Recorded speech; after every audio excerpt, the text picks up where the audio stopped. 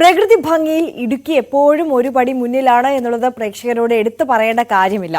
അത് നിലനിർത്തുന്നത് ഇടുക്കിയിലെ മൊട്ടക്കുന്നുകളും മലഞ്ചെരിവുകളും ഒക്കെയാണ്. അത്തരത്തിൽ ഏറെ മനോഹരമായ ഒരു പ്രദേശമാണ് ഇടുക്കി കഞ്ഞിക്കുഴി പഞ്ചായത്തിലെ പാലക്കുളം മേടിന്റെ ഒരു ഭാഗം കൂടിയായ മലയണ്ണാമല. ജില്ലാ ആസ്ഥാന മേഖലയിലെ ഏറ്റവും ഉയർന്ന മലകളിൽ ഒന്നാണ് പാൽക്കുളം മേട്. വാഴ്ത്തോപ്പ്, കഞ്ഞിക്കുഴി പഞ്ചായത്തുകളിലായി ഉയർന്നു നിൽക്കുന്ന പാൽക്കുളം മേടിന്റെ പ്രധാന ഭാഗമാണ് മലയണ്ണാമല. ഇവിടെ നിന്ന് നോക്കിയാൽ എണ്ണിത്തീരാത്ത അത്രയും മലകൾ കാണാൻ കഴിയും. ഇതാണ് പ്രദേശത്തിന് ഈ പേര് വരാൻ കാരണം. തെളിഞ്ഞ അന്തരീക്ഷത്തിൽ മൂന്നാറും ചൊക്രമുടിയും ആനമുടിയും ഉൾപ്പെടെ വിദൂരങ്ങളായ മലകൾ കാണാം. മറ്റൊരു ഭാഗത്തേക്ക് നോക്കിയാൽ രാമക്കൽമേടും കമ്പംമേട്ടും ചെല്ലാക്കർകോവിൽ മലനിരകൾ ഉൾപ്പെടെ കല്യാണത്തെണ്ടും മലയണ്ണാമലയിൽ നിന്നുള്ള കാഴ്ചകളാണ്.